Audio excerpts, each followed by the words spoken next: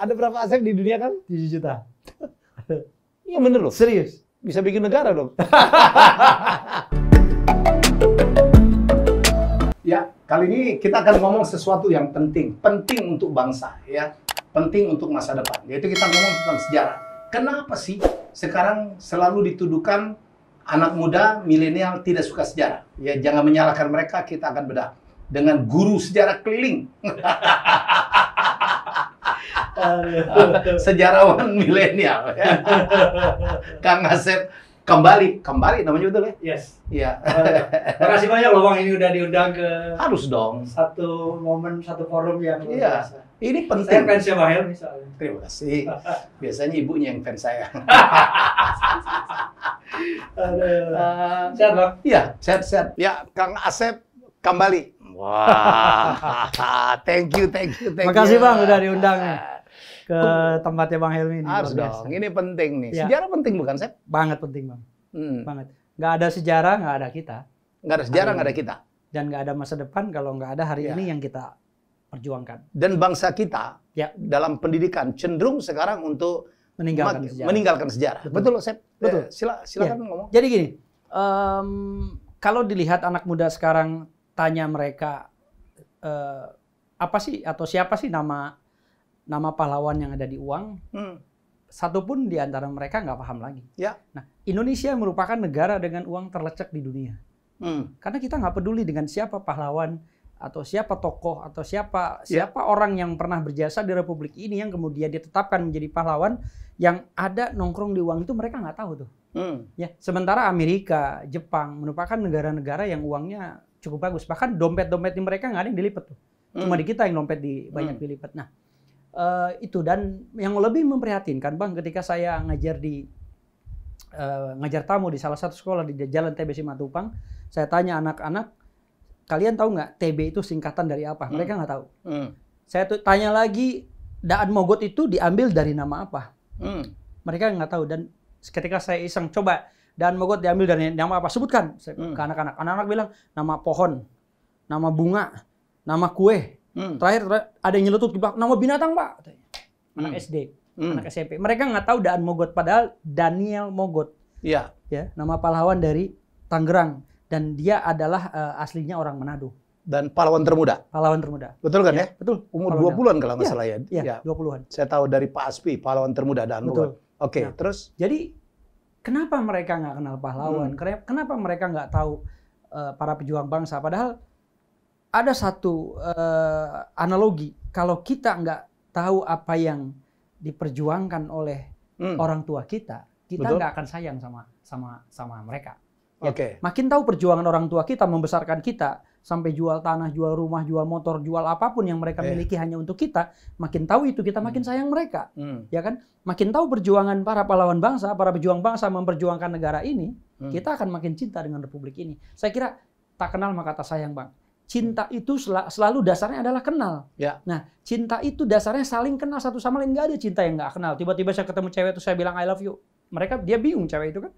Karena cinta itu dasarnya kita sudah melakukan yang namanya proses. Dan sekarang betul ya, apa pelajaran sejarah akan ditinggalkan? Iya, jadi akan makin dikecilin ya porsinya. Iya, dari dulu memang sudah di SMK malah nggak ada sejarah dulu. Oh ya? Iya. Jadi kalau di Amerika saja mata pelajaran sejarah itu diwajibkan, bahkan mau jadi gubernur, mau jadi senator, mau jadi PNS itu ada tes sejarah. Di kita nggak ada tuh tes-tesan seperti itu, Bang. Makanya ketika sejarah semakin dikurangi, anak-anak akan dijauhkan dari negaranya, dari republiknya. Kenapa? Karena negara ini dibentuk karena sejarah. Ya, kata Pak Anhar Gonggong bahwa untuk bisa memahami republik itu kita mesti belajar sejarah. Ya. Untuk bisa menjaga negara ini kita mesti belajar sejarah. Ya. Gitu. Karena kekuatannya ada di situ. Jadi, nah berikutnya adalah santer bahwa di pelajaran sejarah di sekolah akan dihilangkan. Ya, karena ada penyederhanaan kurikulum, Bang. Ya. Oleh Kemdikbud, tapi ini udah diralat sama Mas Menteri. Mas Menteri, ya. Tapi fakta bahwa Direktorat Sejarah yang dulu ada di Kemendikbud, itu sudah tidak ada ya? Sudah tidak ada. Jadi per Januari 2020, Direktorat Sejarah sudah hilang. Sudah hilang? Sudah dihilangkan gitu. Dan itu di tangan seorang direktur jenderal Ya. yang sejarawan, yang juga ketua masyarakat sejarawan Indonesia. Bang Fai, saya menyebutnya, namanya Hilmar Farid. Bang Fai mengatakan sampai ke saya langsung juga dan ke beberapa teman-teman, beliau ya tidak bisa berbuat apa-apa karena itu adalah kebijakan dari seorang menteri. Ya. Begitu. Jadi saya kemarin ada talk show, makanya Kang Asep saya undang. Waktu itu topik kita tentang kenapa milenial itu tidak kenal dengan pahlawan dan tidak menghargai sejarah. Tapi ini fakta loh, betul ya, karena anak saya aja, saya tanya Panglima Sudirman siapa, dia nggak tahu Panglima Sudirman itu siapa. Betul. Ini salah satu pahlawan yang paling terkenal. Betul. Sudahkah Anda cek di rumah anaknya, ponakannya yang di rumah, coba tanya deh, Ahmad Yani siapa? Ya kalau Daan Mogot iyalah, mungkin memang belum terkenal. Tapi kalau Jenderal Sudirman di setiap kota itu jalan utama itu Sudirman. Gatot Subroto siapa? Ya. Kalau TB Simatupang, TB-nya apa ya? Memang orang tua pun barangkali sedikit yang tahu kan. Cuman kita aja yang tahu TB itu apa. Tapi ini pahlawan-pahlawan yang sangat terkenal. Jadi menurut saya ini adalah sebuah PR besar untuk kita ya. Jadi nah ini yang kemarin saya bahas. Saya agak kaget, Sep. Begitu ada seseorang tokoh, tidak perlu saya sebut namanya, mempertanyakan kepada wakil milenial, Nadia, salah satu ya anak muda lah ya, mengapa anak muda tidak suka sejarah dan tidak kenal pahlawan. Pak Prof. Anhar Gonggong bilang, jangan nyalakan mereka. Ya, sudahkah kita bertanya cukup asupan tentang pelajaran sejarah kepada anak-anak? Betul. Nah, ada cara yang paling mudah, Bang, untuk bisa belajar sejarah. Di lingkungan kita sebenarnya sudah disajikan berbagai hal. Betul, memang era konvergensi media menyebabkan akses informasi yang deras itu lari dalam satu genggaman. Jadi somehow kita nggak bisa kontrol. Ya orang tua nggak bisa kendaliin kecuali handphonenya itu diambil. Nah, tetapi ada tanpa menggunakan HP kita bisa belajar sejarah. Dimulai dari nama jalan seperti yang Abang bilang tadi. Ya. Kemudian dari mata uang rupiah. Tahun 2016 saya ditugaskan oleh Bank Indonesia untuk merumuskan pahlawan untuk menentukan, termasuk Pak Anhar. Ya, saya bareng Pak Anhar. Untuk memilih dan menetapkan pahlawan yang ada di uang rupiah tahun 2016. Franz Kasievo itu perjuangan saya, Bang, masukin. Jadi orang Papua. Nah, pahlawan dari Papua ya. Ini ada cerita sebenarnya yang sangat haru, yang sangat menyedihkan, yang sangat memprihatinkan buat saya. Karena ketika saya ditugaskan oleh Kemristek Dikti keliling Indonesia, ada 12 kota kalau tidak salah waktu itu, ada namanya LMM, Latihan Manajemen Mahasiswa. Nah, itu dikirim saya ke Ambon dan ke Papua, ke Manokwari. Di Ambon itu 300-an mahasiswa kumpul di hotel dalam satu tempat dan saya mulai sharing dengan mengangkat uang. Saya tanya uang 10.000. Ya, uang 10.000 itu tahun 2013, Bang. Mereka protes ke saya. Karena saya tanya pahlawannya siapa di uang itu. Mereka protes.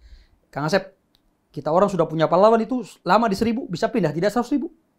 Mereka minta dipindahin, Bang, pahlawannya yang di 1.000 ke 100.000. Karena yang 100.000 itu lebih besar. Sebagai guru, saya harus bisa ngeles, Bang.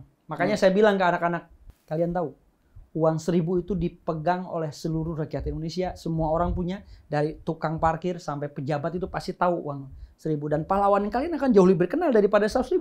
Coba kalian 100.000 punya nggak? Pegang nggak? Saya bilang. Tidak semuanya. Tidak semua punya, tapi 1.000 orang punya. Makanya saya nggak tanya pahlawan yang 1.000 dimanapun ketika saya keliling. Satu pun nggak ada yang bisa jawab itu, Bang.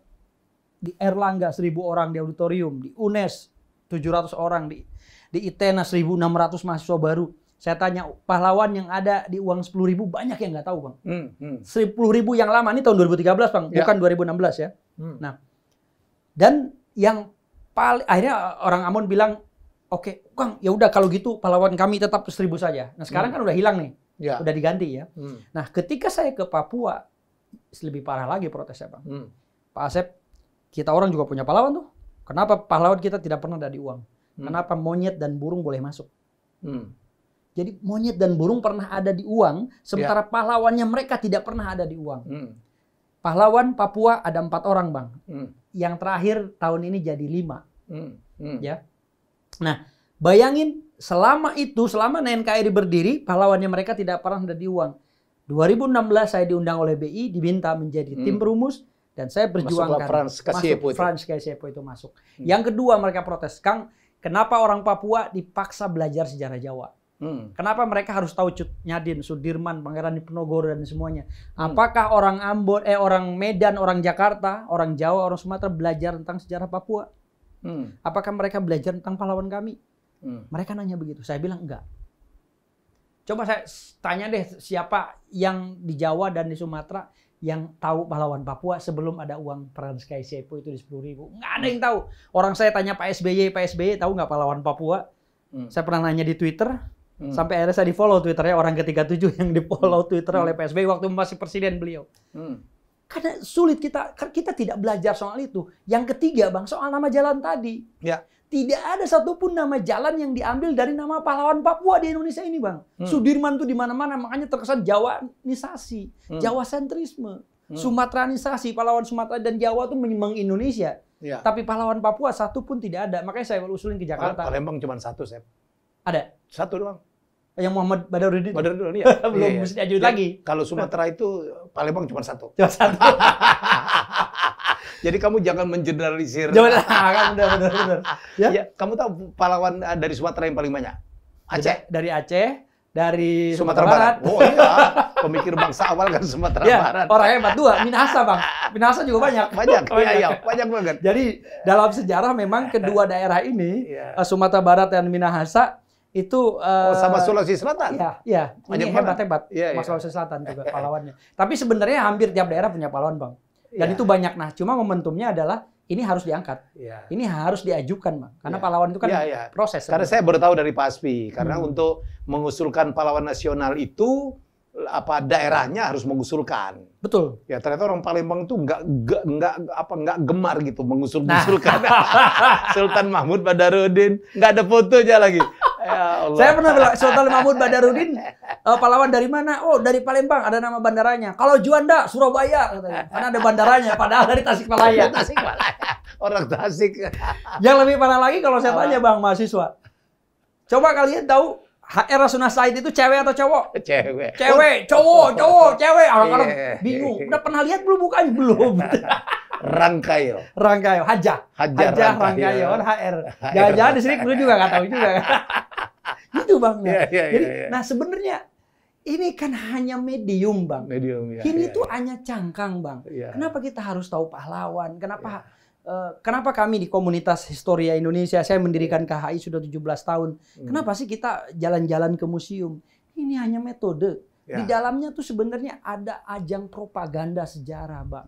Ada ajang untuk mengajak anak-anak belajar tentang sejarah supaya mereka makin mencintai Republik ini. Ya, itu Kang ini saya tanya. Gitu. Ya, Akang kan termasuk peralihan dari milenial ke kolonial usia 40 tak? 40. Iya. Tapi saya senior milenial Bang saya. Iya. Kolonial katanya. Karena milenial itu lahir tahun 80 Bang. Jadi saya aman. Saya aman. Jadi menurut Kang Asep apa sih yang harus dilakukan supaya milenial gitu anak-anak muda kembali menghargai pahlawan dan menyenangin sejarah atau minimal pahamlah tentang sejarah Indonesia. Gini Bang, akar permasalahan yang terbesar adalah bahwa sejarah itu dianggap tidak berguna. Sejarah tidak bermanfaat. Oleh siapa? Oleh sebagian besar orang di Republik ini. Sejarah disepelekan, Bang. Kebudayaan merana. Ya, museum kesepian, sejarawan disepelekan.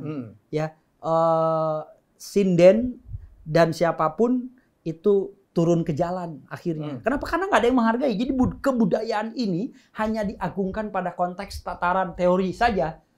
Penyelesaian kebudayaan, apapun semua kebudayaan, diplomasi budaya. Tapi pada kenyataannya hanya seremonial, hanya formal. Tidak yang secara mendasar Bang, bahwa kebudayaan ini menjadi penting. Nah, kenapa ondel-ondel ngamen di jalanan? Karena nggak ada ruang, nggak ada tempat untuk berekspresi. Dan kita nggak, saya bilang orang Betawi, coba kalau tidak mau ondel-ondel ini ngamen, tiap Sabtu Minggu kalau nikah tanggap itu ondel-ondel. Ya kan? Walaupun ondel-ondel sebenarnya kan untuk mengusir roh jahat. Untuk mengusir roh jahat, tolak bala, dia dibawa keliling kampung sebelum dan setelah panen. Sebagai ucapan rasa syukur. Jadi memang ondel-ondel ini punya nilai mistis awalnya. Ya makanya bertaring dan seterusnya. Kalau sekarang kan diubah jadi cantik dan ganteng, dibikin bonekanya jadi berbeda. Nah, jadi ada satu nilai prinsip yang harus kita pahami. Pertama, Apa sih itu sejarah? Nah, kelemahan kita memahami sejarah itu sebagai masa lalu, Bang. Ini kesalahan fatal. Sejarah selalu dianggap masa lalu. Padahal menurut Ensiklopedia Britannica, sejarah itu 3 dimensi, Bang. Masa lalu, masa kini, dan masa yang akan datang. Nah, kenapa kita hidup hari ini? Karena kita ingin memperbaiki apa yang sudah terjadi di masa lalu sehingga kita supaya menjadi benar. Dan kenapa kita berjuang hari ini? Karena kita ingin masa depan itu lebih baik. Jadi kalau hari ini tidak mungkin kita nikmati karena kalau bukan perjuangan para pahlawan bangsa kita di masa lalu, dan masa depan itu yang Indonesia maju ini nggak mungkin diraih oleh anak cucu kita atau oleh kita kalau nggak ada perjuangan yang kita lakukan hari ini. Jadi hari ini diskusi saya dengan Abang, Anda semua yang nonton, ya fansnya Abang atau followersnya Abang atau subscribernya Abang nonton kita ini, teman-teman ini kita semua sedang berjuang, Bang, berjuang melawan lupa. Ya kan? Supaya apa? Supaya sejarah menjadi sesuatu yang menarik. Yang orang menjadi, kalau saya bilangnya sejarah harus jadi gaya hidup kita. Nah, jadi sejarah mesti dipahami 3 dimensi, masa lalu, masa kini, masa akan datang. Terus usulan konkretnya apakah? Yang kedua gini, Bang, usulan konkretnya udah banyak, tapi saya ingin sampaikan gini. Kalau ada yang mengatakan sejarah itu nggak berguna, Bang, benturin kepalanya orang itu. Ke dinding sampai dia geger otak. Setelah itu, dia akan amnesia dan dia tidak lagi tahu siapa dirinya. Ketika kita nggak tahu siapa diri kita, kita amnesia, kita akan jadi orang gila. Kita seperti bayi baru lahir, tidak bisa berbicara, tidak bisa melangkah, tidak tahu konsep berdiri, dan tidak. Setelah itu, bayangkan anak itu suruh tidur di tempat sampah, anak itu suruh telanjang keluar, dia nggak akan protes. Mau dijadikan pembunuh juga bisa, Bang, amit-amit. Nah, artinya ada satu cara yang sangat strategis untuk bisa mengendalikan orang atau suatu bangsa. Makanya dalam kajian intelijen strategis, ya, untuk bisa menghancurkan suatu bangsa, sejarah bisa dijadikan alatnya, hancurkan sejarahnya. Makanya gini, saya misalnya ini bawa minuman, Bang, ke sini sama tim, Abang suruh minum sama anak buah, Abang minum di dalam minuman itu saya taruh obat untuk menghilangkan ingatan masa lalu. Apa yang terjadi? Abang hilang ingatan masa lalunya semua, tim Abang semua yang minum di sini minum, saya enggak. Saya akan kuasai rumah Abang. Saya akan kuasai Abang semua di sini. Itu kalau satu rumah. Gimana kalau satu ruangan ada 1000 orang? Saya kasih minuman semua obat untuk menghilangkan ingatan masa lalu. Habislah orang itu saya kuasai. Ada filmnya Divergent, Bang. Ada filmnya Maze Runner. Hollywood itu yang bikin. Sekelompok orang tanpa ingatan masa lalu ditaruh dalam sebuah labirin, dikendalikan. Ratusan anak diculik dari suatu kampung, dari suatu kota. Divergent Allegian nih. Orang tuanya dibunuh, rumahnya dibakar. Anak itu menangis meronta-ronta semua, tapi anak itu kemudian dipaksa menghirup gas warna orange. Setelah menghirup, anak itu diam semuanya. Nggak tahu lagi tentang masa lalunya, dia hilang ingatan masa lalunya. Apa yang terjadi? Anak ini jadi pembunuh. Anak ini dimanfaatkan oleh orang lain. Nah, artinya sejarah itu menjadi penting buat kita. Nah, gimana caranya supaya orang mudah untuk belajar sejarah? Ada 3 metode. Ada namanya rekreatif, Bang. Ini metode empirik. Baca buku, dengerin guru, bosan. Makanya piknik yang benar itu, ke museum, ke tempat-tempat bersejarah. Ya kan? Yang kedua, edukasi. Ini teorinya belum. Edukasi itu kognitif. Pengetahuan, afektif, sikap, psikomotorik, behavior atau gerakan. Yang terakhir, itu adalah entertainment. Jadi sejarah mesti dikemas sedemikian rupa sehingga memang sejarah itu menjadi alat untuk menghibur. Makanya di Amerika, di Inggris, ya, kemarin saya diskusi dengan teman-teman PPI di UK, anak-anak mereka, orang-orang Indonesia yang tinggal di sana kok jauh lebih bisa mempelajari sejarahnya UK karena mereka sekolah di sana ketimbang sejarah Indonesia. Oh, karena di UK itu belajar sejarah dengan cara reenactment. Membuat kapal Viking. Jadi sesuatu dengan metode empiris dijalaninya. Ya, jadi tidak hanya membaca saja. Kalau membaca itu membosankan, apalagi kalau guru di Indonesia. 100% ini bisa jadi benar, Bang. Kenapa anak-anak kita nggak suka sejarah? Karena gurunya kurang mampu mengajarkan sejarah dengan menarik, dengan baik. Sehingga sejarah nggak disukai. Itu kalau gurunya seru, gurunya menyenangkan. Ya, kayak saya kalau mau ngajar, saya puterin dulu film Dr. Zhivago. Kalau mau berbicara soal sejarah Rusia misalnya. Atau kalau mau bicara soal sejarah apa, saya puterin film, saya bawa ke tempat-tempat bersejarah, atau kita bisa main musik. Ya, dari musik kita bisa belajar. Sejarah itu bisa dipelajari dari apapun, Bang.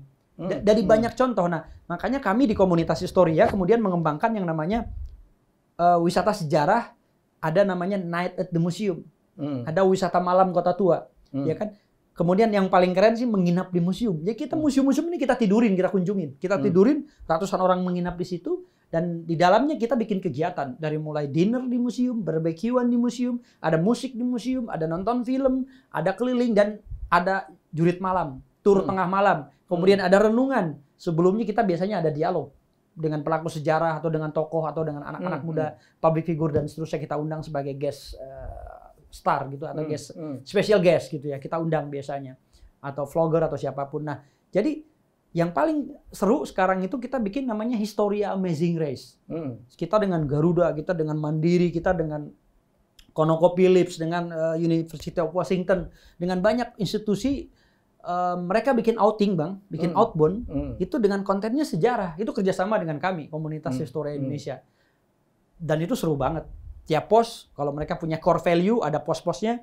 Pos itu misalnya integrity, leadership, apalagi nanti tiap pos itu kita bikin tema berdasarkan core value-nya dari mereka. Seperti itu. Jadi di kompleks saya pernah jadi ketua panitia 17-an. Di kompleks saya. Saya ketua panitia 17-an tahun 2019. Awalnya saya diprotes karena saya hilangin yang namanya panjat pinang, balap karung, makan kerupuk. Karena kegiatan-kegiatan itu tidak menjadikan kita belajar sejarah. Tidak makin kenal kita dengan sejarah, Bang. Sekarang panjat pinang itu simbol penjajahan, balap karung simbol tanam paksa, balap makan kerupuk itu simbol kemelaratan. Tangan diikat itu ke belakang itu simbol belenggu penjajahan. Kegiatan itu sudah tidak pantas lagi kita mainkan. Kenapa? Karena sudah ketinggalan. Yang bagus yang kita lakukan adalah lomba mirip pahlawan yang seperti kemarin kita bikin, Pak. Lomba busana tentang pahlawan. Kemudian lomba vlog sejarah, lomba blog, lomba selfie di museum, lomba tebak wajah pahlawan, lomba baca teks proklamasi, lomba tebak lagu perjuangan dan seterusnya, bahkan bisa lomba nyanyi dan seterusnya. Lomba pidato. Lomba pidato. Kayak Bung Tomo, banyak kegiatan yang jauh lebih mendidik, lebih bermartabat. Karena kegiatan, nah itu makanya kenapa kita nggak kenal para pahlawan, kenapa kita nggak kenal para tokoh bangsa, kenapa? Karena yang kita lakukan dalam merayakan momen kemerdekaan. Jadi kalau saya resume nih, Sep, pertama karena memang porsinya di sekolah udah makin dikurangi. Iya. Nomor 2, kalaupun ada cara guru-guru sejarah juga tidak entertaining. Yes. Nomor 3, tidak ada kegiatan-kegiatan yang memang bisa memberikan experiencing ya. Itu penting. Betul. Nomor 4, kurang nilai entertainingnya. Kalau entertaining betul. Makanya kebanyakan konten yang disukai oleh anak-anak itu kan konten-konten yang masuk ringan. ke media mereka video gitu ya. Kita kemarin sempat bahas ya film A Night at the Museum, National Treasure gitu. Kayak Indiana Jones kan? Kayak Indiana Jones gitu. Ya, jadi itu luar biasa, menarik. Benar, mestinya Indonesia membuat yang seperti itu ya. Iya, makanya saya mendukung Abang, apapun nanti kita rencana ke depan, Bang. Ya. Untuk program-program kesejarahan ini memang harus dikemas kekinian. Ya. Kenapa film-film Indonesia yang berlatar sejarah kurang bisa mengangkat? Karena kurang riset, Bang. Betul. Ya? Bung Karno, kenapa filmnya nggak keren gitu? Ya, karena penokohannya juga nggak bener, Bang. Masa tahun 42 Bung Karno yang kurus kerontang kemudian diperankan oleh Aryo Bayu yang kekar, nggak dapat angle-nya, dan kemudian mengambil angle ceritanya juga menurut saya kurang pas. Ya, sosok pahlawan Bung Karno kok kayak jadi tukang ngasih pelacur ke Jepang gitu, diperlihatkan yang itunya gitu loh, bukan pemikirannya Bung Karno dan seterusnya yang kemudian bisa mengubah bangsa ini. Jadi memang dalam pengambilan angle, dalam riset, dalam penokohan dan seterusnya itu memang mesti melibatkan orang-orang sejarah. Kita rindu dengan film seperti dulu Eros bikin Cut Nyak. Wah, itu keren banget, Bang. Itu keren banget itu. Ya, termasuk mau tidak mau saya kira apapun ya, apapun penilaiannya, film G30 SPK itu keren banget. Itu film propaganda yang menurut saya sangat keren gitu. Ya, terlepas dari ceritanya yang banyak ininya lah ya gitu. Tapi itu satu karya menurut saya, karena gini, film itu karya seni, ya, karya kreatif. Jadi nikmatilah itu sebagai hiburan, jangan dijadikan referensi. Jadi kalau saya melihatnya film Arimin Cendur itu keren banget. Kalau dalam konteks tahun atau itu dulu ya. Teguh Karya dulu, November 1828. Wah, itu. Semua orang tahu itu. Dan sekarang juga saya kalau boleh jujur, banyak karya sinias-sinias anak muda kita udah keren-keren. Jadi kalau ada yang nanya milenial bisa apa? Sebenarnya udah banyak milenial tuh yang keren-keren yang berkontribusi. Ya kan, makanya saya juga sering katakan satu anak, satu individu, Bang, mestinya seperti puzzle. Harus jadi satu keping solusi untuk menyelesaikan berbagai macam persoalan negeri ini. Saya suka banget dengan komunitas Historia ya, yang dibuat dipimpin Asep udah dari 17 tahun yang lalu. Ya, mengajak millennials dan orang-orang masuk ke museum ya. Termasuk yang paling gila katanya tur ke Batu-Batu Nisan itu, Sep. Kuburan. Itu banyak gitu yang suka ya. Banyak banget itu, Bang. Itu ratusan orang kuburan Belanda gitu. Iya, kuburan Belanda. Dibacain gitu ya pesan-pesannya ya. Satu-satu di kuburan siapa aja yang paling istrinya Raffles? Di sini ya, bukan di Bengkulu. Di sini. Oke. Meninggalnya di Bengkulu ya. Makamnya Suhogi, ya. Suhogi. Apa yang ditulis di Batu Nisan ya, yang dikenang, yang menarik-menarik? Yang banyak sih, itu malah menyeramkan kalau benar-benar bisa dibaca ya. Ada satu nisan yang menuliskan gini, kalau kita baca gitu ya, kalau sekarang saya begini, ya saya pun dulu sama seperti Anda. Ya, jadi kalau Anda sekarang begitu, saya pun sama dulu kayak Anda. Jadi kalau saya sekarang begini, Anda pun akan demikian. Jadi dia ngasih tahu bahwa kita pun akan mati gitu sebenarnya. Itu nisan tanpa nama. Yang buat saya itu sangat menyeramkan, misterius, ya. Tapi untungnya terletak nggak di area yang lain. Dia ngumpet di depan agak ini. Jadi nggak terlalu mengerikan. Ya? Tidak terlalu mengerikan. Tapi kalau kita bikin turnya, Bang, apalagi gelap-gelap gitu ya, pakai obor doang, wah itu serem. Tapi itu yang justru menarik. Anak-anak itu suka yang konten-konten begitu, Bang. Karena mereka sekarang senang dengan film-film seperti itu. Kenapa kita tidak masuk? Jadi menurut saya, cara untuk membuat mereka cinta dengan sejarah, kita harus masuk ya. Dengan cara yang membuat mereka cinta. Ya, dan kekinian itu ya media. Saya ada beberapa YouTuber, Bang, yang udah mulai ngajak nih ya. Ini juga mungkin karena berkat dialog kita juga gitu ya. Ada yang mengajak dan saya bersyukur diajak Abang juga. Barangkali nanti mungkin bisa lebih spesifik bahas apa gitu ya, Bang. Ini akan ada yang mengajak bikin konten bareng dan kalau bisa langsung di lapangan. Itu kan lebih menarik. Saya tuh dulu kan punya mimpi, Bang. Ada satu konten sejarah dibawain kayak Steve Irwin. Ya, sekarang kita nggak punya program sejarah yang saya tuh udah ngomong berkali-kali ke Metro, ke Kompas, ke TV One, ke setiap TV, bahkan juga ke TVRI, Bang. Cuman mungkin nggak sempat ketemu Abang waktu itu. Saya ngomong udah lama sekali, sekitar 7-8 tahun yang lalu. Saya ingin ada satu program yang dibawain gaya Steve Irwin, tapi kayak Indiana Jones. Jadi kita treasure hunt ke tempat-tempat bersejarah, gitu, dan jangan dibikin dibuat-buat seolah-olah ini beneran gitu. Jadi kalau saya jatuh, kameranya ikut jatuh. Dari atas sampai ke bawah kamera ngikut gitu. Jadi kamera tuh bener-bener jatuh, saya jatuh. Jadi barengan itu di bawah. Jadi penonton tuh seperti kamera tuh seperti penonton gitu. Nah, dan the power of host. Jadi kalau host yang menjelaskan adalah sejarawan atau siapapun yang tahu, itu akan jauh lebih mendetail kan ketimbang host yang selamat datang, ya kami sudah dapat kamu, yuk kita jalan-jalan, musik yang lama. Habis itu cari makan, kan malah jadi nggak ada kontennya. Saya udah mau beberapa kali jadi host, Bang, di TV. Ketika konten sejarah yang saya bilang bahwa konten sejarah ini perlu riset dan lain sebagainya gitu. Mereka ternyata nggak sanggup dengan waktu, Bang. Bayangin Candi Borobudur diulas di Nat Geo yang syutingnya bisa 3-6 bulan. Kalau kita syutingnya 3 hari, Bang. 1 hari pertama itu perjalanan, hari kedua itu syuting, hari ketiga itu pulang. Jadi mau dapat apa syuting seperti itu kan, ngupas Candi Borobudur gitu. Sementara kalau Nat Geo itu ya bisa berhari-hari, berbulan-bulan gitu. Akhirnya kontennya juga lebih keren kan. Nah, saya pengen ke depan kita punya konten yang demikian, Bang. Tapi gayanya YouTube, Bang. Sudah ada kok itu. Orang Malaysia yang bikin, orang Singapura ada. Bahkan ini mungkin barangkali nanti Abang dari sini bisa keluar, Bang. Saya ingin itu nanti barangkali dan bisa lebih spesifik. Nanti bahas apa langsung di lapangan ketemu orangnya. Mungkin setelah pandemi ini berhasil dan saya siap dukung untuk itu. Untuk nyiapin kontennya. Saya adalah pencinta sejarah. Karena memang tadi, Bang, sejarah itu harus langsung dikunjungi.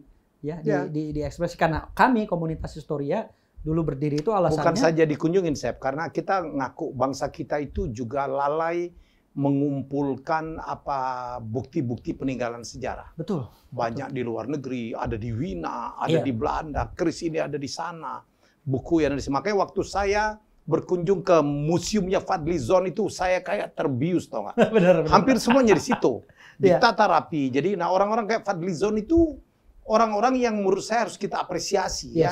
Dan itu bagaimana tinggal storytelling-nya. Ya. Itu penting tuh. Bagaimana filmmaking-nya. Ya. Itu penting. Dalam rangka supaya masyarakat, terutama anak-anak muda itu paham tentang hebatnya sejarah Indonesia di masa lalu. Betul. Bang Fadli itu, saya beberapa kali ke tempat beliau, memang beliau sangat kaya hasanah sejarahnya. Dan satu hal memang dari beliau belum ada sejauh ini upaya untuk mengeksplorasi itu. Betul. Atau bahkan untuk mempublikasikannya. Betul. Ya. Jadi mungkin sebagian orang untuk penelitian iya gitu, tapi ide Abang untuk ini kemudian dibedah, dikaji, mungkin Bang Fadli kalau bisa bikin YouTube aja gitu. Untuk bisa mengkaji atau mempelajari. Betul. Kalau nggak dibikin khusus lah. Dibikin khusus. Dibikin film dokumenter gitu ya. Gitu. Jadi menurut saya upaya-upaya seperti itu. Saya bilang sama Kang Asep, saya pernah diundang ke Roma, ya, sebenarnya untuk mengatasi Indonesia itu. Saya kemarin diajak ke satu tempat penggalian, katanya di situ Kaisar Nero ada di situ. Kan itu tinggal puing-puing aja, tetapi presentasi masa lalunya dia pakai seluruh teknologi audiovisual lah, pakai hologram, pakai augmented reality, iya, pakai video mapping, dasar Kang. Kita kebayang, begitu orang Romawi zaman dulu, supaya kita tahu. Bagaimana sih misalnya orang Palembang pengen tahu Sriwijaya kayak dulu tuh kayak apa sih? Bagaimana pakaian mereka? Supaya nggak dibilang fiktif lah. Oh iya. Sama Ridwan Saidi. Iya, nanti dibilang fiktif lagi katanya, kumpulan bajak laut lagi katanya, ya kan? Ya, jadi bagaimana mereka kehidupan sehari-harinya. Dan itu mesti digambarkan anak muda. Iya. Itu nggak ada bukti hoax kan? Iya, hoax mereka bilang. Makanya mesti digambarkan. Iya. Nah, saya kira ide Abang ini sudah dimimpikan oleh banyak kita, Bang, di praktisi. Saya pernah jadi kepala museum 2 kali. Dan ini kan bicara soal outdoor museum, museum di luar. Ya. Betul. Artinya beda dengan indoor museum. Nah, persoalan museum di kita ini memang lagi dalam konteks tadi kita berbalapan ya dengan gedung tua yang dihancurkan, dibangun ruko, dibangun mall dan seterusnya, sehingga kita akhirnya kehabisan. Ya, kehabisan situs-situs sejarahnya. Bener kata Abang tadi. Di Palembang juga demikian. Jangankan itu Bang, kerajaan Tarumanegara yang besar, kerajaan Pajajaran bekasnya yang besar. kayak apa sih? Hilang, nggak ada Bang. Majapahit aja kita tahu Trowulan, tapi kan juga kita nggak terlalu tergambar kayak apa sih kehebatan Majapahit. Harus digali, tapi masih mending kalau Majapahit tiap tahun masih ada penemuan terus Bang, penggalian. Di kita nih nggak ada Bang. Makanya ada satu bencana besar di 1699 yang menenggelamkan kota ini. Pernah terjadi itu Bang. Saya pikir ada di bawah tanah kita ini di Jakarta ini. Kalau kita mau menggali gitu ya. Kenapa yang namanya Gunung Padang bisa semegah itu? Bentuk realnya seperti apa sih awalnya? Itu kan sekarang porak-poranda. Nah, saya pikir ada sesuatu yang terjadi di masa lampau sehingga banyak peninggalan sejarah kita yang terpendam. Jadi banyak ya. Jadi semoga ada viewer kita, ada orang-orang yang punya pengaruh lah ya. Ada stakeholder yang bisa ikut concern. Kayak misteri Gunung Padang yang kita, orang bilang itu piramid tertua lah atau apalah ya. Itulah makanya saya berharap Bang, CSR itu Bang. Jadi perusahaan-perusahaan yang punya kepentingan di lingkungan sekitarnya, yang punya concern kita concern. Makanya mungkin nanti lewat programnya Abang ini ya di YouTube kita keliling Indonesia, ada CSR yang mau bantu. Kita bisa eksplorasi pelan-pelan sedikit lebih detail. Kalau perlu 2 minggu kita stay atau sebulan. Kamu doakan saya sehat dan urusan bisnis saya selesai semua. Tahun depan saya akan lebih rileks. Dan corona harus hilang dulu Bang. Corona harus hilang dulu. Kita akan berkunjung minimal dari museum ke museum, dari situs ke situs. Kita ke Muara Takus, kita ke Kutai. Dan Abang pakai kostum zaman dulu Bang. Jadi kayak kita blast to the past. Blasting to the past. Jadi kita jadi wisatawan tapi pakaiannya zaman orang Belanda dulu berkeliling gitu kan. Pakai topi zaman dulu gitu. Itu mimpi saya. Saya dulu kalau ngelihat film-filmnya yang Indiana gitu Jones bukan Indiana Jones saja. Dulu saya jadi kayak Jack Palance pernah buat. Aduh, gitu luar Richard Attenborough ya. Wah, gila tuh. Saya tahu, saya pernah nulis buku tentang satu orang Indonesia yang ternyata mestinya mengharumkan nama bangsa ya. Yang pengeliling bumi pertama itu kan Enrique Maluku. Enrique, Ya, Enrique. Jadi itu orang nggak banyak tahu. Saya dengan Pak Renard kita research Dan itu convincing gitu. Bahwa orang pertama yang melingin bumi itu bukan Magellan, bukan juga Elkanah.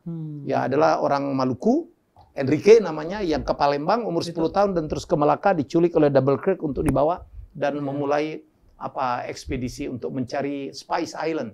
Itu barangkali itu sebelum perjanjian Tordesillas ya? Yang membangun Spanyol dan Spanyol dan Portugal. Portugal ya, semula kan Portugal. Portugal tuh yang lewat jalur biasa. Portugis ya. Ya, dulu jalur biasa ya. Dan Spanyol itu karena dia dibiayain Spanyol. Jadi meskipun ini pelayaran orang Portugis, ya Magellan itu orang Portugis, tapi yang biayai adalah Ratu Spanyol atau Raja Spanyol. Dan dia harus memutar tuh ke Tanjung Harapan. Benar. Jadi begitu Magellan dibunuh ya di Cebu Island. Cebu Island. Sebenarnya Enrique itu udah 360 derajat lebih.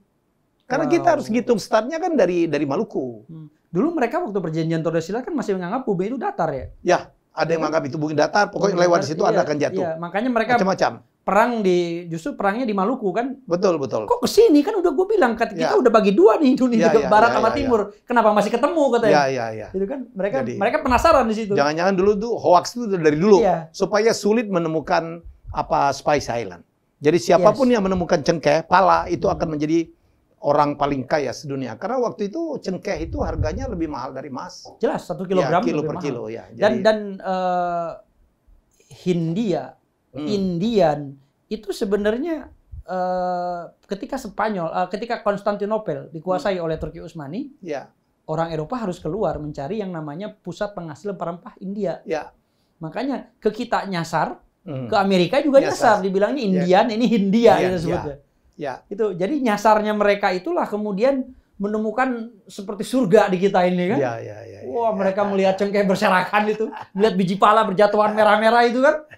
Wah, kayak lihat emas mengkilau itu. Bayangkan dulu ada satu pulau namanya Pulau Run. Yang penghasil pala terbaik dunia itu ditukar dengan Manhattan. Benar. Jadi betapa berharganya dulu pulau-pulau di Maluku sebagai penghasil pala itu. Tapi itu kan romantisme, Bang. Nah, ini yang nggak sampai ke milenial. Makanya karena tidak pernah saya nulis buku aja gempar kok. Apalagi kalau kita bikin dokumenter. Bikin konten. Cita-cita saya itu, kita cukup ke Spanyol ya, kita cukup ke Portugal dan ke Cebu. Kalau mau keren sih ekspedisi Marco Polo. Marco Polo kayak gitu. Ekspedisi. Itu, jadi dokumenternya ekspedisi. Mari kita buat. Sama gini, Bang. Jadi saya tuh pengennya gini. Ini kan tadi konten yang Abang bilang rempah-rempah lebih mahal dari emas. Anak sekarang kok bisa ya? Tapi mereka kemudian nanya, kenapa ya sekarang rempah-rempah hanya jadi bumbu dapur doang? Memang. Nah, nggak nyampe nih, ada missing link, Bang. Itu storytellingnya tuh harus dirangkai tuh. Gitu, makanya gini, saya tuh nanya ke ibu-ibu, ke anak-anak, ibu-ibu, ratusan orang dalam satu seminar, dalam satu forum, Bu, tahu nggak kenapa rempah-rempah dulu bisa mahal 1 kilogram daripada emas? Kalau orang disuruh milih, ini emas 1 kilo, ini rempah-rempah 1 kilo, dia lebih milih rempah-rempah. Kenapa? Dan kenapa sekarang hanya jadi bumbu dapur doang? Tahu nggak? Nggak ada yang bisa jawab tuh, Bang. Nah, makanya pertanyaan ini adalah pertanyaan yang basisnya sejarah storytelling tadi. Dan harus diceritakan. Dan harus dibuktikan. Itulah yang disebut sama Boni Triana ya, yang dia bikin Historia ID. Ya, sejarah itu aktual. Sejarah itu selalu aktual. Aktualnya kenapa?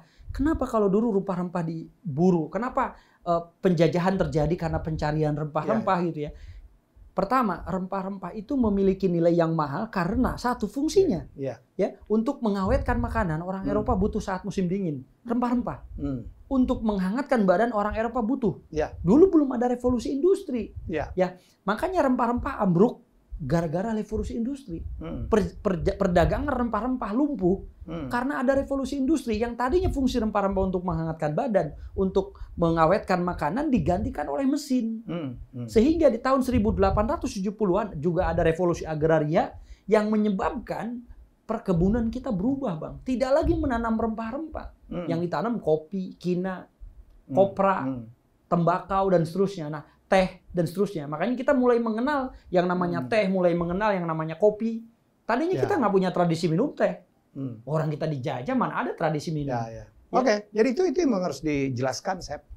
Lagi pula kenapa akhirnya rempah-rempah menjadi murah, Karena kemudian para penjajah itu setelah mereka datang ke Maluku, mereka bawa dan mereka sekarang bercocok tanam juga rempah-rempah itu di jajahan mereka di Afrika. Ya itu ya, tapi bagaimanapun kita senang. VOC itu kan ngapain sih ke sini? Dia itu cari rempah-rempah. Oke, kita tinggalkan sejarah. Dan ini adalah, ada satu lagi anehnya satu orang ini. Dia ketua perkumpulan ASEP sedunia. Ada berapa ASEP di dunia kan? 7 juta. Iya bener loh. Serius? Bisa bikin negara dong. Tapi tanahnya nggak ada gitu. Karena ASEP itu di mana-mana. Makanya Presiden ASEP sedunia. Saya gelarnya. Gitu. ASEP kembali. ASEP kembali. Nah, kenapa ASEP kembali? Sopir saya aja namanya ASEP. Harus gabung, Bang. Harus gabung ya. Di kami itu, dari yang kopral sampai jenderal ada. Ada. Cuman menteri yang belum, Bang. Sampai presiden ini belum ada nih. Presiden asli. Makanya 2015 saya dipilih jadi ketua umum, saya nggak mau namanya ketua umum. Ada ART mesti kita rubah, saya bilang. Saya mau jadi presiden ASEP sedunia, saya bilang. Langsung viral, Bang. Itu jadi 2015 itu ada viralnya kita, Bang. 2015 itu. Dan 2020 kemarin sudah ada konferensi. Saya tidak lagi mau mengajukan karena saya bilang ngurusin ASEP ini ribet, ya. Ngurusin ASEP ini banyak banget ASEP gitu ya. Jadi saya akhirnya jadi ketua Dewan Pengawas. Sekarang sudah ada presiden yang baru, orang Bandung. ASEP apa namanya? ASEP Ruslan. ASEP Ruslan. Jadi ASEP yang paling terkenal itu siapa sih, Sep? Selain ASEP Sunaria dulu ada ya? Ya. Nah. ASEP yang paling terkenal itu ASEP Sunaria, ya rata-rata dalang ya. Karena Sunda ya? Kan biasanya dalang. Tapi ada juga yang di Panglima TNI ya, di Pati ya, Pak Pati 3. Jadi penasihat ahli ya, penasihat itu Mayor Jenderal ASEP Kuswani. Sekarang udah pensiun gitu.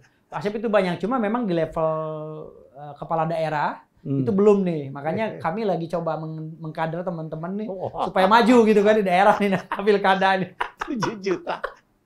Gitu, Bang. Ya bayangin, Bang, satu kabupaten kota ada 300, Bang. Maksimal ya. Rata-rata dari mulai 40.000 sampai 150 lah. 300 mungkin hanya di kota-kota besar. Per kabupaten kota. Jadi di Bandung aja, di Jawa Barat aja 3 jutaan. 3 jutaan. 3 jutaan. Belum yang di luar itu ya? Karena ada Fernando ASEP. Ada Michelle ASEP, cewek. Ya. Jadi saya pernah dapat undangan ASEP menikah dengan ASEP. ASEP and ASEP. Saya mau protes. Ini LGBT, saya nggak mengizinkan. Saya bilang. Ternyata ASEP Wahyuni ceweknya, namanya ASEP juga. Ada ASEP Wahyuni. ASEP Purwani ada. Coba aja di ASEP itu banyak yang perempuan sekarang. Saya bingung. Jadi ASEP ini tidak unisex ASEP itu. Saya bilang. Kayak Endang juga ya? Ya, Endang juga gitu ya? Endang itu di Jawa, Endang. Ya. Kalau di Sunda, Endang. Sunda, Endang. Cowok. Itu laki. Kalau di Jawa, cewek. Ada namanya Jogja Endang Club. Udah ada persatuan itu di mereka. Mungkin Bambang lebih gede lagi ya? Lebih banyak lagi kali ya? Bambang banyak. Karena ada Pak SBY kan. Jadi bisa gabung. Udah ada presiden. ASEP kalah deh. Jadi kenapa kami berdiri, itu ASEP itu, karena dulu saya melihat sudah tidak banyak anak orang Jawa Barat yang dikasih nama ASEP, Bang. Ya, jadi karena saya bikin rilis, diduga akan punah, ASEP berdirilah Paguyuban ASEP Dunia itu, makanya saya bikin konferensi. Konferensinya ASEP namanya, KAA, konferensi ASEP di Bandung. Kita bikin program Bandung Lautan ASEP. Asia Afrika, Bandung Lautan ASEP. Karena saya kan sejarawan, udah saya bikin konferensi ASEP KAA gitu. Orang-orang pada kaget, oh iya bener katanya. Kita bikin di The Twig di daerah Dago sana. Ada satu restoran gitu ya. Itu 350 dan puluhan media hadir. Liputannya 140 liputan. Wah, itu viral banget itu. Seru ya? Ya, karena tadi saya melihat tadi orang jadi akan punah, orang udah nggak dikasih nama ASEP lagi. Kemudian saya ingin mempertemukan bagaimanapun juga di Jawa Barat ini kan banyak ASEP yang belum berhasil. Saya temukan dengan ASEP Strawberry misalnya sudah berhasil, yang pengusaha restoran gitu kan. Jadi makanya kita bikin himpunan pengusaha ASEP. Apa ya? Jadi para pengusaha kita kumpulkan, ya para jenderal kita kumpulkan yang ASEP semua ini gitu ya. Kita pertemukan mereka. Kasihan kan ASEP ini kayak ada yang penjaga toilet ya. ASEP ini luar biasa pekerjaannya, ada tukang cilok ya. Makanya kita punya lagu kebangsaan kan? Apa? Ya, ASEP ada di YouTube, nanti Abang bisa puterin. Itu lucu. Lagunya itu lucu, yang bikin orang apa? orang Sukabumi Pangandaran sana, Labuan Ratu. Asep juga namanya. Asep juga. Asep Samsu Hidayat. Dia bikin lagu kebangsaan kita, Asep. Gitu. Hidup Asep. Oke, Kang Asep, terima kasih. Sama-sama Bang, makasih. Seru banget obrolan kita. Kayaknya akan berlanjut episode 2 nih. Amin. Banyak kita omong. Tapi saya sebagai seorang penikmat sejarah, sama dengan beliau juga dulu tertarik sejarah karena punya guru sejarah yang sangat menarik. Tapi jangan ceritain masa lalunya, masa kecilnya tukang berantem. Saya dan 4 loh sekarang karate loh. Oh gitu ya. Jangan dipakai berantem lagi ya tuh. Udah enggak sekarang Bang. Dulu pernah bakar apa dulu? Rumah orang. Rumah orang dia bakar sama Asep satu ini. Gelo. Untung insaf sekarang ya. Insaf. Asep insaf sekarang namanya. Kambali, makanya itulah Kambali itu orang tua saya sebenarnya masih dalam kondisi berduka Bang. Iya. September orang tua saya tanggal 6 bapak saya meninggal. Oh, September kemarin? Kanker paru. Iya, September kemarin. Alhamdulillah. Tanggal 19 ibu meninggal. Jadi ibu ngikutin bapak. Nah, orang tua itu kenapa ngasih nama Asep Kambali? Karena orang tua tidak ingin kehilangan saya. Biar halus selalu kembali. Gitu ya. Tapi Kambali. Nah, yang memberi nama ini orang Tegal. Nah, orang tua saya ingin punya anak itu 5 tahun Bang. Akhirnya dapatlah. Jadi setelah nanya sama si Mbah nih di Tegal, dapat saya, makanya dikasih namanya Kambali supaya selalu kembali katanya. Anak cowok satu-satunya. Makanya Asep kembali terus. Tapi kalau juru biologi saya terjemahin Asep. A itu tidak, Asep itu berkepala, jadi tidak berkepala. Untuk ada kembali lagi ada kepalanya. Aduh. Thank you Kang. Sama-sama Bang. Ya, semoga kita makin mencintai sejarah. Amin. Makin mengenal pahlawan kita. Amin. Tentang caranya bagaimana anak-anak muda milenial mencintai sejarah itu cara yang harus kita pikirkan. Ya, kalau menurut saya sebagai orang komunikasi, kita harus berkomunikasi dengan bahasa yang disukai oleh anak muda, betul? Betul. Kemarin dalam rangka Hari Pahlawan Nasional di mana saya jadi ketua umum, salah satu kita membuat itu Kang, kartu bisa dimainkan untuk kartu Uno yang main pahlawan. Ya, ada gambar pahlawan, narasi sedikit, terus ada QR code. Jadi kalau di scan akan muncul narasi tentang. Itu udah diterbitin emang ya? Sudah. Yang sama si Baban kan ya? Sama Baban. Ya, Baban sempat telepon lama sama saya. Iya. Minta jadi penasehat saya kan. Ya, makanya Akang inilah. Karena kan anak-anak suka bermain kartu gitu ya. Jadi mereka dan jadi koleksi gitu. Kita akan teruskan ya, semoga banyak yang membantu nih Kang. Amin. Ya, jadi kalau kita jangan komplain anak muda kita atau anak-anak kita tidak suka sejarah kalau kita tidak memikirkan asupannya. Jangan mengutuk kegelapan. Kita nyalakan lilin. Ya, dan Abang sudah lakukan itu. Jadi hari ini kita nggak mengutuk, hari ini kita banyak ngasih solusi. Oh iya. Jangan jadi orang yang suka protes-protes tapi tidak melakukan solusi. Tidak melakukan apapun. Iya, kadang-kadang sebuah perbuatan baik pun dikritisi, padahal yang mengkritik tidak melakukan apa-apa. Jadilah orang yang menyalakan lilin. Setuju Kang ya? Setuju. Jangan mengutuk kegelapan, apalagi mengutuk terang. Wah, itu udah parah betul tuh. Ya. Baik, kita jumpa lagi dalam episode selanjutnya dengan tokoh unik yang lain lagi. Hidup Asep. Hidup.